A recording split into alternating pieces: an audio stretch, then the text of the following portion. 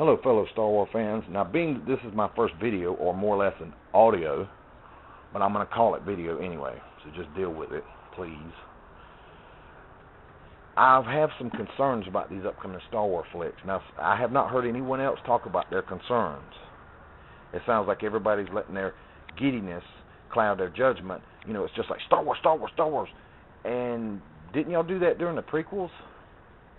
When Episode 1 had its trailer, weren't y'all all giddy about that too? And then when you saw it and you saw, what was that character's name that everyone hates so much? Oh yeah, Misa Jar Jar Binks. Yeah, y'all hate that one character, and you're still hating on that one character for how many years now? 1999, now it's 2015, and you're still talking about Jar Jar Binks. Die, Jar Jar, die. It never ends. Some people would say, y'all might need some help. But then again, I'm just gonna digress. I'm not gonna let one character ruin an entire movie, or especially not a CGI character, nor not even a real character. But I will say that I do have some legitimate concerns with these upcoming Star Wars films. One is with J.J. Abrams. He doesn't have a whole lot of time logged in as a director. I've never seen any of his films while he's directed, except for the 2 Star Trek films. He's more of a executive producer, writer, co-writer, or creator or co-creator. I think he co-created Lost, and as a matter of fact, the title of the TV show was pretty correct, because I was lost watching one season to the next, and I never really truly became a fan of it because I never understood what the hell was going on. How did the island move? How did they go back in time? What, did they have the DeLorean? No, it's just weird. So I never was really into the show. If you liked it, hey, whatever. Different strokes for different folks. But I do have some concerns with J.J. Abrams not having a whole lot of time as a director. Now, I did see both of his Star Trek films, and I did like the second one, Into Darkness, but the first one was somewhat bland. You had these generic enemies. They were Romulans, but they didn't look like any Romulan I'd ever seen. They looked more like Nosferatu's illegitimate children. I thought that was a weird choice. As a matter of fact, if you go back to the old William Shatner, Leonard Nimoy movies, where Spock's brother is looking for Shaka-Ree, there's a Romulan delegate there, and she's Asian. She has pretty much fair skin. She has long hair, no facial tattoos, and she doesn't look like the Romulans even in the Next Generation. You go to the Next Generation, they have brown skin, their eyebrows look a little weird. They have some undulations in their faces. They have a Spock-like hairdo. And then you go back to J.J. Abrams' film, which takes place in Kirk and Spock's era, and the Romulans aren't Asian. They have facial tattoos, and like I said, they look like Nosferatu's illegitimate kids. Only thing they're missing is the 2 fangs up front and the weird eyes.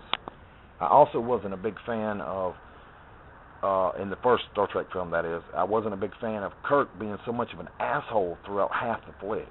I never looked at Kirk like that.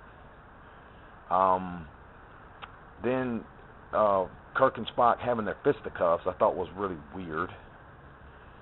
Of course, the Romulans being bland, the story somewhat being bland, and I did like the cast, and I liked the special effects and the visuals and stuff. I did like that, but the story was just ugh. So if I had to rate the movie, stealing something from Angry Joe, if you go from 1 to 10, and 5 is an average movie, I'd have to give the first Star Trek movie that J.J. Abrams did, I'd give it a 6. It wasn't that memorable, other than my complaints with it. And of course, the lens flares that J.J. Abrams loves to put in his movies. But the second film, Into Darkness, I like that film. I'd give it a good 8 or 9.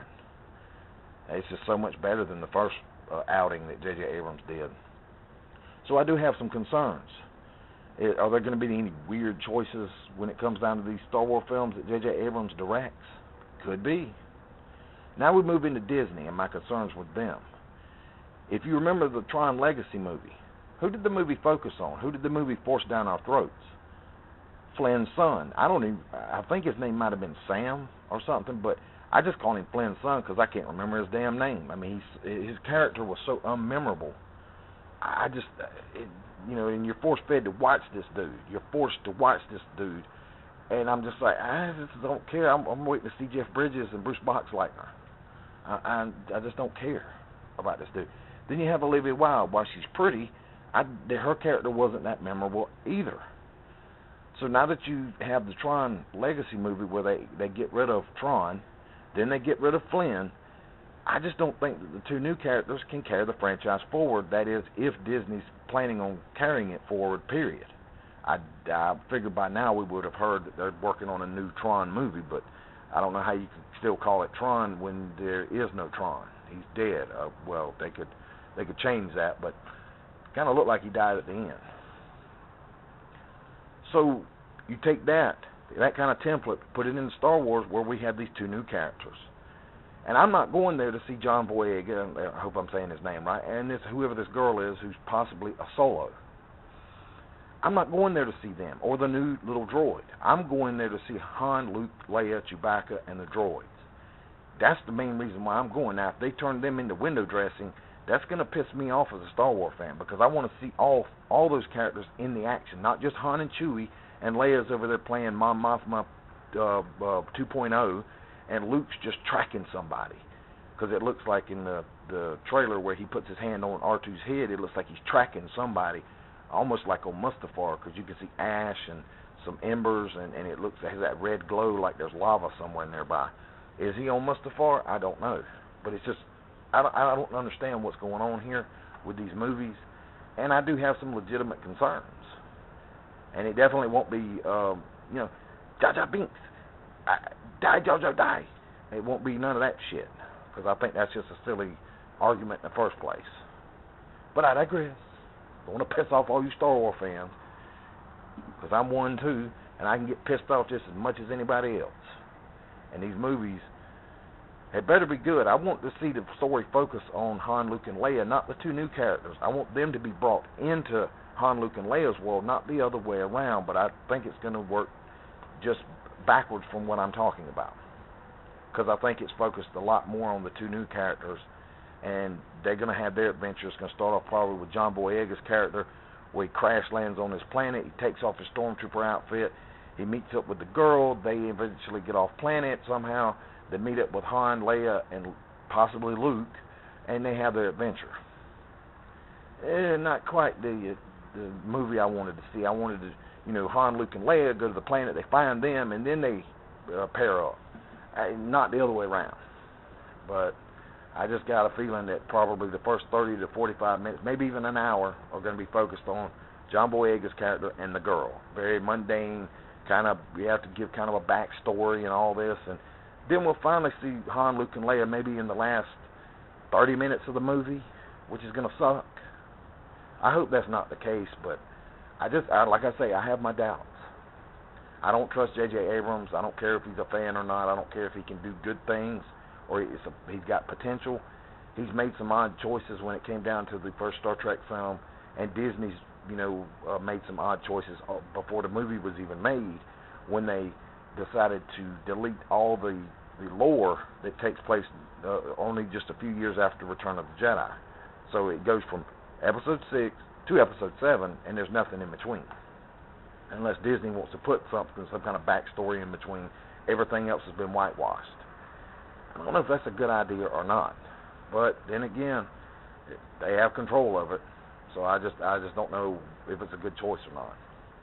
Anyway, I hope this gets you thinking, because I know I don't have my fandom clouding my judgment here. I'm just trying to be more objective to it, and I just don't want to see Han, Luke, and Leia pushed into the background to play, Mon Mothma 2.0, General May Dean 2.0, and Admiral Akbar 2.0. I don't care to see them in that kind of role.